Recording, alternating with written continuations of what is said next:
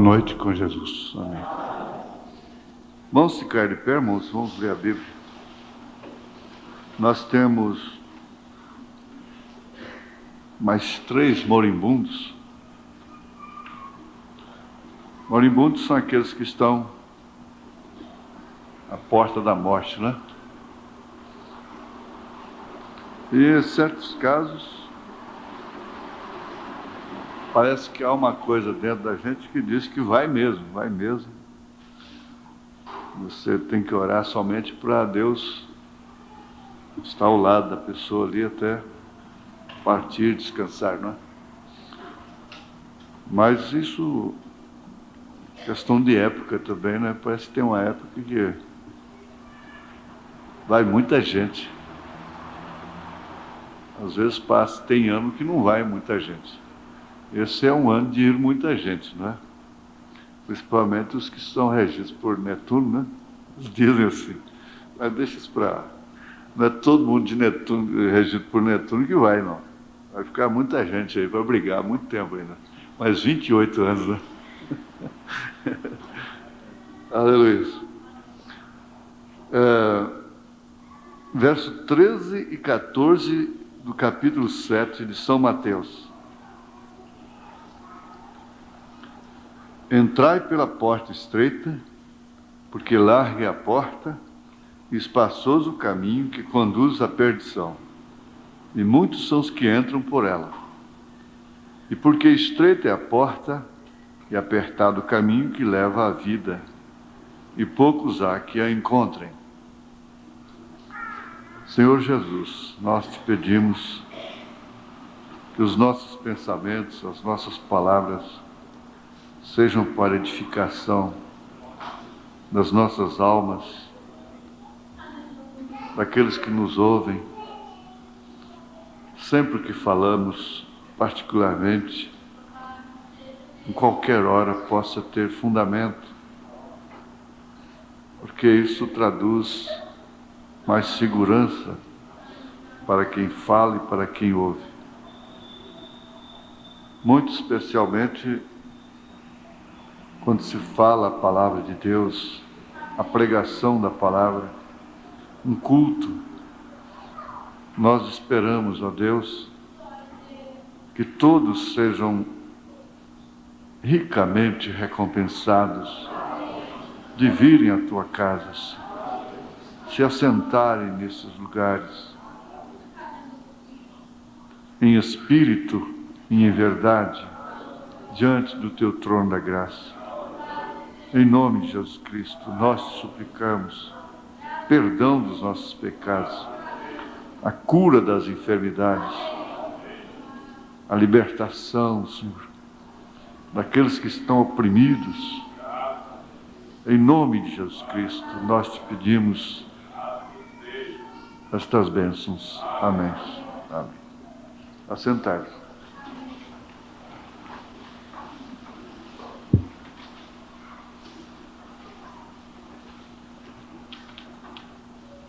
O nosso organismo humano não aceita corpo estranho, por menor que seja. Então a gente tem experiência com o espinho, não é? O espinho. Existe o tucum. Tucum é um coqueiro, mas que tem muitos espinhos, pontiagudos. Eles chegam até a furar um calçado, penetra com uma facilidade tremenda, mas você nunca tira ele sem ficar a ponta dele lá dentro, uma pontinha insignificante. Parece que está tudo bem, mas ao passar dos dias, você constata que o organismo não concordou com aquilo, há uma rejeição. Tem que expurgar aquilo, logo cria pus, inflama. Tem que tirar aquela pontinha pequenininha que ficou lá dentro. Assim é também o homem, a mulher em seus sentimentos. As coisas entram na pessoa. E elas sentem mal com aquilo. Há uma rejeição. Mas, às vezes, é muito difícil sair depois. E aquilo causa muita dificuldade, muita dor, muito sofrimento. Quando uma pessoa entra no sentimento da outra, e vamos dizer que aquela é a pessoa imprópria, ela fica como um corpo estranho ali dentro, dos seus sentimentos, do seu coração. E aquela pessoa então vai sofrer demais. Parece que teria que fazer uma cirurgia para tirar aquela outra pessoa de dentro dela. Aquele homem de dentro daquela mulher, aquela mulher de dentro daquele homem. Isso é um mistério. É uma lei que o próprio Deus criou. Ela é uma lei. Não existe lei que o diabo tenha criado. Agora, ele só faz é perverter estas leis, não é? Que Deus criou. E elas são bonitas. Então, de acordo com o profeta, por exemplo, no caso do casamento, um exemplo, né? O verdadeiro casamento é aquele que a mulher está dentro do homem, o homem está dentro da mulher. Esse é o verdadeiro casamento. Porque onde quer que esteja, onde quer que vá, ele está junto com ela está junto com ele. Agora, por outro lado, há muitas pessoas que entram nas outras de uma forma maligna. E há pessoas que carregam outras dentro de si para o mal, o ódio. Dizem que o elefante tem uma memória inigualável. Se uma pessoa faz um mal para um elefante, pode passar o tempo que for, onde quer que seja, que ele vê aquela pessoa, ele a distingue entre uma multidão. Então já houve casos no elefante deixar o picadeiro e ir lá no auditório, na galera, como eles dizem, e mataram a pessoa. Então eles vão estudar, por estudar, e constataram que porque aquela pessoa tinha trabalhado com aquele elefante há muito tempo atrás, muitos anos, feito um mal para ele. Então vai ter memória de elefante. E há pessoas que recebem um mal, e eles guardam aquela pessoa dentro de si. A vítima não esquece daquela pessoa dia e noite, odiando. Como o amor não deixa esquecer, o ódio também não deixa esquecer. Até que vingue, ou morre daquele jeito, odiando. Então, são corpos estranhos, usando leis que Deus criou. Nada mais bonito, nada mais correto do que uma pessoa certa, a devida pessoa, dentro da outra, pelo amor. Não é certo? É uma lei que Deus criou. Agora, o diabo trata de perverter aquilo. Esse não é o nosso assunto, propriamente. Mas ele vai enquadrar mais cedo ou mais tarde no assunto, eu creio sim, essa preleçãozinha. É o caminho de Deus feito para nós. Eu pretendo continuar comentando. Preguei domingo passado uma parte dessa mensagem e gostaria de continuar comentando, pregando sobre ela. O caminho de Deus feito para nós. O que nós lemos dá bem para entender. Entrai pela porta estreita, porque larga é a porta, espaçoso o caminho que conduz à perdição, e muitos são os que entram por ela. Porque estreita é a porta e apertado o caminho que leva à vida, e poucos há que a encontrem. Então está concluído que o caminho largo não é um caminho que Deus fez para nós. O caminho estreito é o caminho que Deus fez para nós. Então você vai constatar isso logo de início e saber que você não escolheu vida boa aqui, boa vida. Você escolheu um caminho estreito. E como Jesus está dizendo que ele é apertado e espinhoso.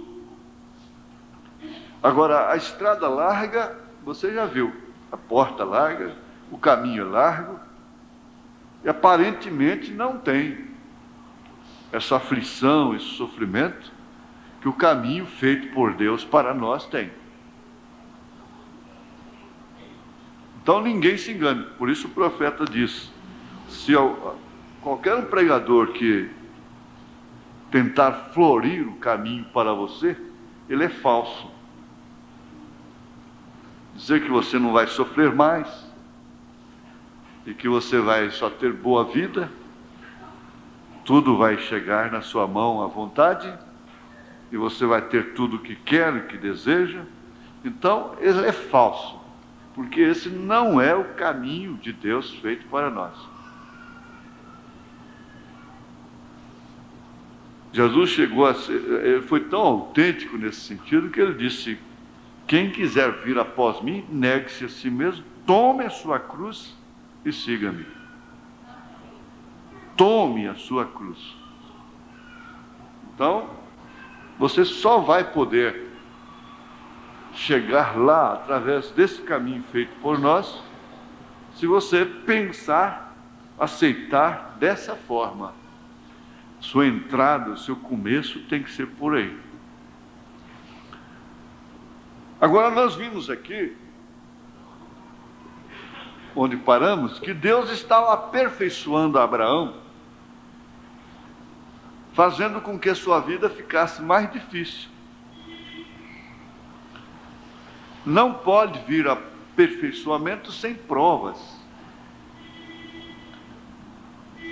O profeta diz que a vida de Abraão ficou muito mais difícil depois que Eloí, o Senhor, apareceu para ele e fez a promessa do filho para ele.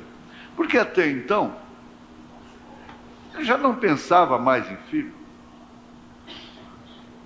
Ele tinha uma mulher jovem, bonita, nunca lhe deu um filho. Ela tinha a madre fechada. Por que Deus não fez o milagre quando a mulher tinha condição, era nova, e o próprio Abraão era novo? Para que o milagre fosse maior, era o caminho de Deus feito para Abraão. Era aquele. E o que aconteceu? Ele o provou por 25 anos. E sua vida ficou mais difícil quando Deus trouxe para ele o seu caminho. Ou vamos dizer, praticamente, aquilo que levaria Abraão a entrar na sua última etapa. Porque dali então ele partiria para o seu Isaque, não é? Agora que o profeta diz: eu posso ver alguns filhos hebreus assentados lá na Babilônia certa manhã. Eles recusaram, se inclinaram a um ídolo. Isto é certo. Eles disseram: nós não faremos isso. Toquem todas as músicas que desejarem, e soem suas cornetas e trombetas, mas nós não nos inclinaremos ao seu ídolo. Aí o profeta diz: aleluia, aleluia. Isto por quê? Porque eles tinham dentro deles um Deus incompatível com a idolatria. Parece que nós já estamos chegando lá. Eles tinham uma coisa sobrenatural, o abstrato que eles tinham dentro de si, que regia, inclusive, os seus próprios sentimentos, era incompatível com a idolatria. Agora, isso é que faz com que o povo de Deus, realmente, esse povo que está no caminho feito por Deus, também, pela mesma forma, tenha essa natureza dentro de si, que é incompatível com essa idolatria do mundo. Agora você pensa, bom, idolatria é só se ajoelhar aos pés de um ídolo, de gesso, de barro, de ferro, de bronze, de ouro, lá da Aparecida, do São Pedro que eles fazem, essa coisa toda. Não, idolatria não é só isso. O profeta chegou a dizer que você pode idolatrar até o seu carro, a sua casa. Agora, se tem uma coisa que feriu a Deus, que aborreceu a Deus gravemente em Israel, foi quando Israel partia para a idolatria.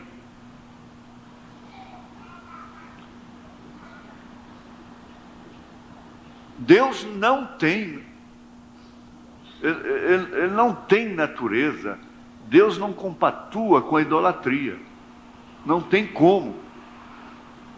E se ele está dentro da pessoa, a pessoa não pode idolatrar. Agora, cabe a você próprio, ilustrar, aumentar para si próprio o pensamento sobre idolatria. É tudo que você põe entre Deus e você. Mas eu não ponho. Não põe no pensamento, na sua opinião, mas na atitude, põe, coloca.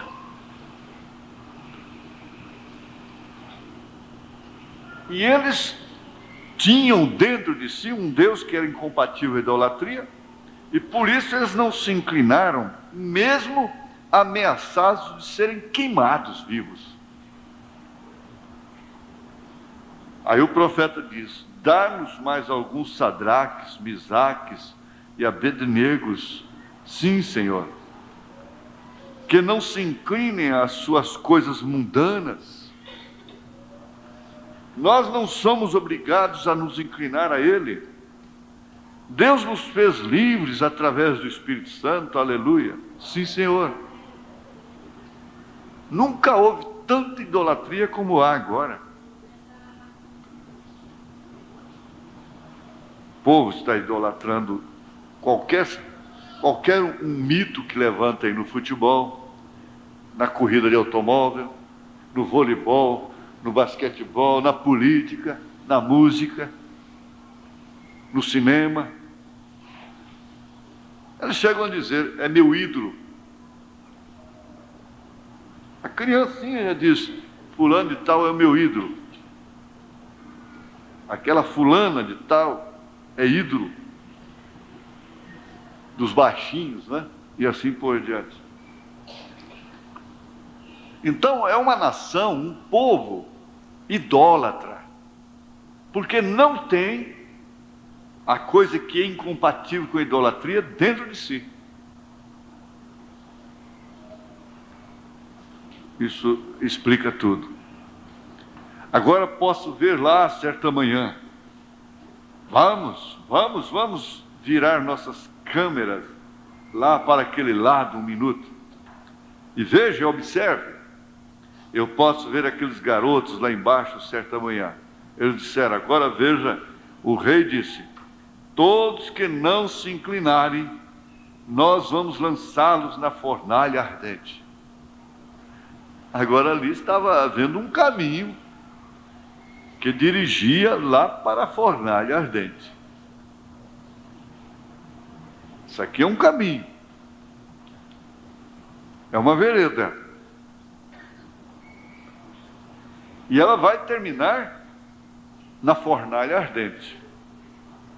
E eles foram e oraram uma noite. No dia seguinte, quando anunciaram que eles teriam que se inclinar diante da imagem, ora, eles viraram suas costas para ela. Foi isso que eles fizeram. É isso que você deveria fazer. Então ele chegou e disse: rapazes, vocês fizeram isto? Sim, nós fizemos. Bem, então nós aqueceremos mais a fornalha 7 vezes mais quente do que estava então. O profeta disse: agora não é aquilo estranho? Havia uma prancha de acesso colocada aqui, subindo em direção à boca da fornalha. Estava tudo vermelho ao redor da Babilônia naquela manhã. O fogo rugindo. Eu posso ver o rei Nabucodonosor como um homem moderno hoje. Ele assentou ali fora e disse: agora vamos simplesmente queimar toda aquela região do Espírito Santo daqueles rapazes. Vamos acabar com essa história aqui dentro. Oh, sim. Não pense você que o diabo não lhe queima. Queima sim. Não pense você que o diabo não está de olho em você. Está sim. Você pode pensar: eu sou uma pessoa sem expressão, eu não tenho significado nenhum. Mesmo assim o diabo tem o olho em você. E ele te queima. Mas recordem, o Espírito Santo, ele mesmo é fogo. Agora quero que você observe: o caminho de Deus leva diretamente para aquela plataforma. Você quer um Deus dessa forma que, para você confessá-lo, você tem que entrar num caminho desse que leva a uma fornalha? Eu posso ver Sadraque, Mesaque, Abednego marchando para a morte. Eu posso ouvir Sadraque dizer: Abednego, você já orou? Já. Tudo bem então. Você tem certeza que está no caminho de Deus? Essa é uma pergunta que seria muito boa, né, para cada um fazer para si mesmo. Tomar para si. Você tem certeza que está no caminho de Deus?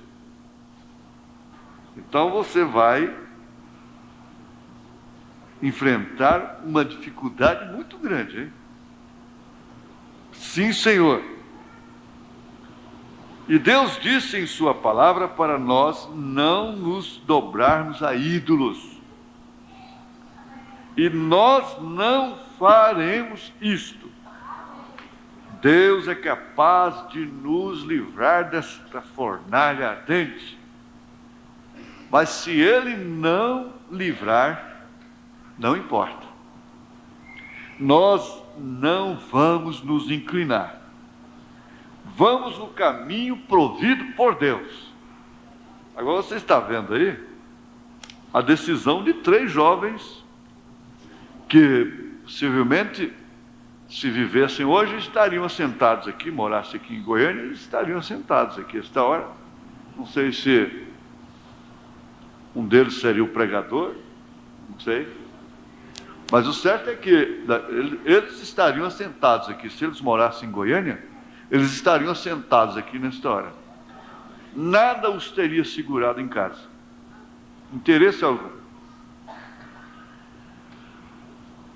Porque tudo você vê, tudo que os filhos de Deus, chamados por Deus para esta hora, emprega pensando que precisam, Deus mais cedo ou mais tarde vai mostrar para eles que aquilo vai tudo de água abaixo. Então eu tenho certeza que nenhum dos três teria um motivo para faltar esse culto hoje. Interessante. Bom, mas com todo respeito, porque muita gente aqui não vem porque não pode mesmo. Mas eles não teriam nenhum motivo para impedi-los. Cremos assim. Por quê? Eles estariam enfrentando todo tipo de dificuldades. Mas se ele não livrar, não importa. Nós não vamos nos inclinar. Vamos no caminho provido por Deus. Eu posso ouvir alguém dizer: você tem certeza que está no seu caminho provido? Então você toma essa pergunta para você novamente. Ele responde: sim, aleluia, eu estou no caminho provido por Deus. Mas que caminho esquisito esse que Deus proveu para você? Você entrar nesse caminho que vai sair dentro de uma fornalha? Esse é o caminho que Deus proveu para mim. Então eu tenho que estar feliz, eu tenho que estar contente, eu tenho que estar satisfeito. Você nem gosta de ouvir isso, tadinho, coitadinho, coitadinho, coitadinho. Você nem gosta disso, você não sente bem com isso, esse negócio de coitadinho. Alguns dizem: bem, não pensou você que possivelmente todas estas pessoas poderiam estar certas em vez de você? Olha só, uma multidão se dobrou e só vocês que não? Por que vocês querem ser tão raros assim? Não, senhor, não. Qualquer pessoa que vai obedecer a Deus na escola, qualquer aluno, vai se encontrar nessa situação. Se não se encontra é porque vai muito bem com as coisas por lá. Pode estar certo disso.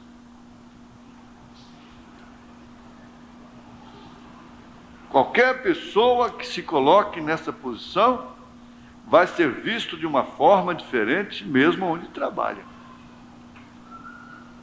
Ele vai ser o funcionário mais cuidadoso, zeloso, responsável.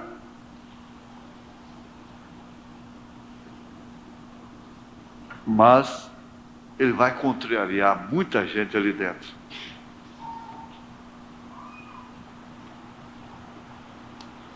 A Bíblia diz assim, e estamos com a Bíblia.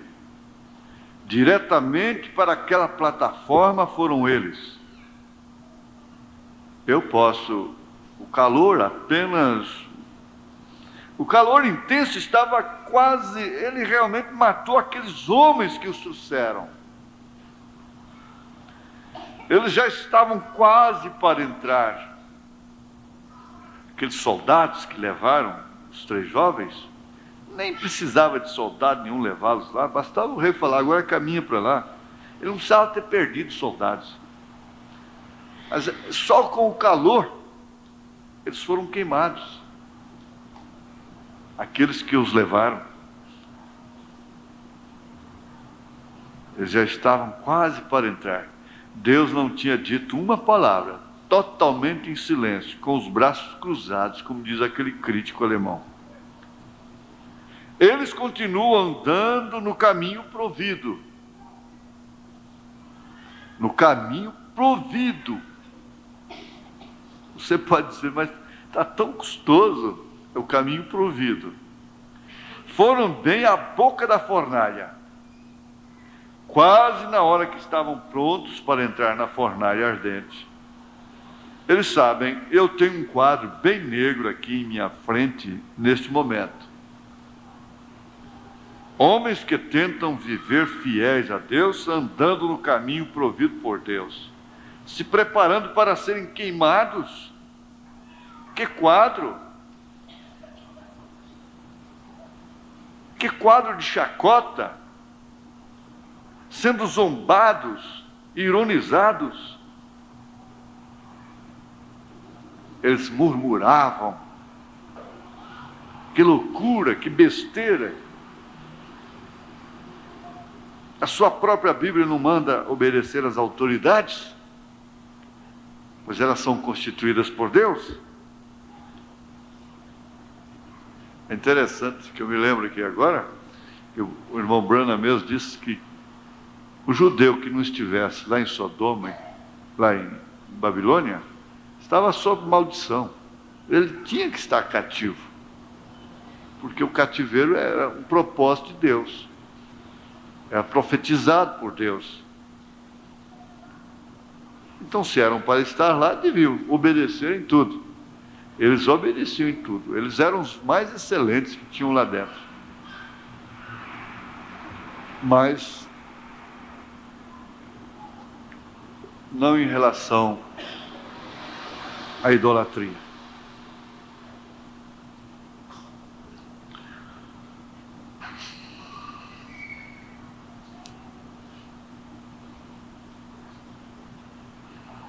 Observem, todas as vezes que há algo acontecendo aqui embaixo,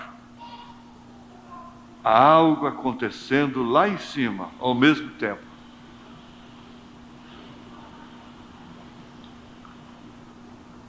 Isso aqui é uma coisa que você deve anotar. É até bom anotar, se puder, aqueles que gostam, né? Quem sabe no marcador de Bíblia que você tem, ou sei lá, no rodapé da Bíblia, uma página branca. Observem, todas as vezes que há algo acontecendo aqui embaixo, há algo acontecendo lá em cima, ao mesmo tempo. Deus não está indiferente.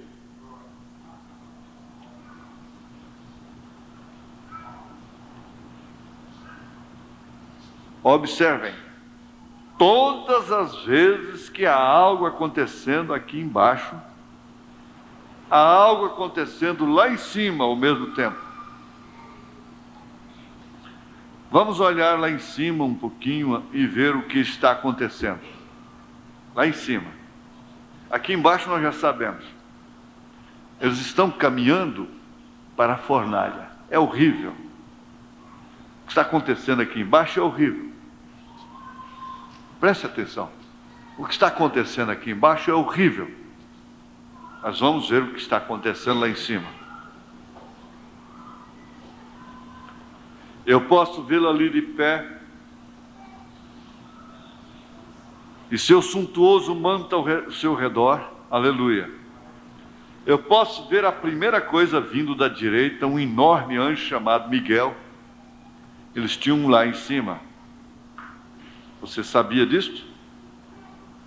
Eu posso ouvi-lo correr até ali, em cima ao seu lado, e dizer: Mestre, eu posso vê-lo tirando sua espada da proteção dela, assim dizer: olhaste para a Babilônia esta manhã? Há homens andando no caminho provido por Deus. Há homens que estão desejando selar seu testemunho esta manhã. Nossos irmãos estão para serem queimados. Eu posso ouvi-lo dizer: Senhor, deixe-me ir lá embaixo. Eu mudarei o quadro. Eu vou mudar. Não. O profeta disse que aquele anjo Miguel podia mudar. Ele diz assim: eu creio que ele poderia ter feito isso. Eu creio. Eu posso ouvi-lo dizer, Deus dizer: não. Não posso deixá-lo fazer isto, Gabriel. Ô Miguel, você tem sido um anjo muito bom. Vá, coloque sua espada de volta, fique em posição de sentido ali. Acho que o Senhor está querendo aqueles 13 aqui mesmo. Não os quer lá embaixo mais. Aqui vem outro anjo. Ele é chamado amargura. É o desgostoso. A verdade seria desgostoso. Faz com que as águas fiquem amargas. Aqui vem ele e diz: mestre, olha ali embaixo. Eu tenho todo o controle das águas. Tu mudestes na destruição antediluviana, e eu lavei o mundo inteiro, todos, exceto Noé e seu povo. Agora ele disse: deixa-me descer lá, eu lavarei a Babilônia fora do mapa. Eu vou inundar aquilo, eu apago aquela fornalha num segundo. Eu posso ouvir o Senhor dizer: amargura, ô desgostoso, pare um pouco. Você é capaz de fazer isto é certo, mas eu não posso te deixar ir. É um grande trabalho. Agora, Deus queria aquilo escrito na Bíblia. Às vezes nós não queremos que Deus escreva na nossa Bíblia. Deus queria tudo sobre Davi na Bíblia. Deus queria tudo sobre Abraão na Bíblia. Deus queria aquilo de Sadraque, Misaque e Abednego na Bíblia. Por isso que, para mim, a grande vitória nesta hora seria compreender a vontade de Deus.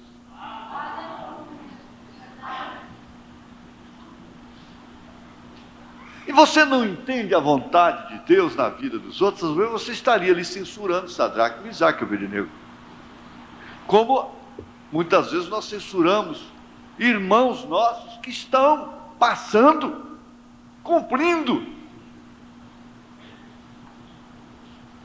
pedaços difíceis.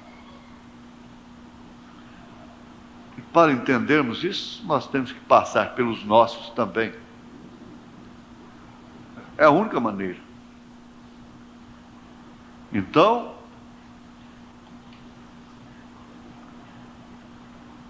eu posso vê-lo de pé assim.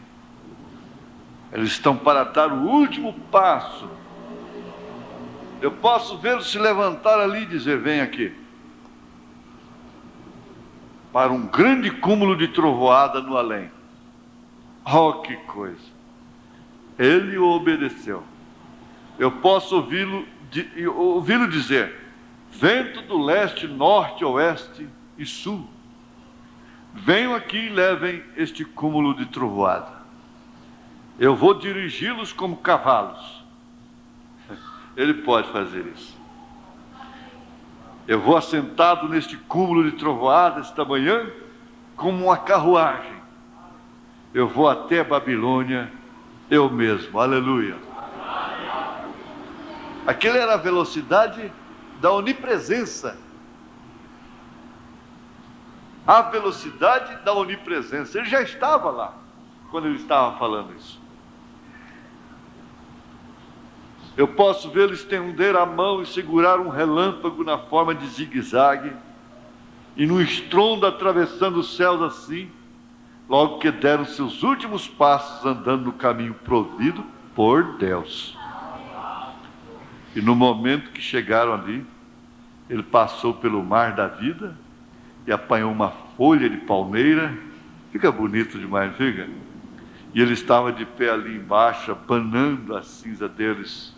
Aleluia. Ele sempre está ali quando o homem anda no caminho provido por Deus. Sim, Senhor. Então você não fica só. Não estou só. Certa vez havia um velho pregador charlatão, entre aspas, que diziam: bom, não dá mais. Não dá, aqui já vai passar por Elias. Vamos ficar aqui. Temos trovoadas aí fora, chuva, e o nosso tempo já está razoável. Você sabe o resultado disso aqui. Um dia, Deus deixou Sadraque, Mesaque, Abednego morrerem. Eles teriam que morrer. Não morreram naquela ocasião, morreram mais tarde, claro. Eles estão lá. Não é verdade? E nós concluímos que um filho de Deus, uma filha de Deus, não morre um minuto, um segundo antes da hora que Deus diz: é agora, vem. Isso é certo. É claro, como filho de Deus, está no caminho provido. Porque isso só pode acontecer com quem está no caminho provido por Deus para nós. Quando o profeta bateu o carro e morreu com aquela batida, ele estava no caminho provido por Deus. Leve isso para a sua casa, para a sua vida, em nome de Jesus Cristo. Vamos ficar de pé.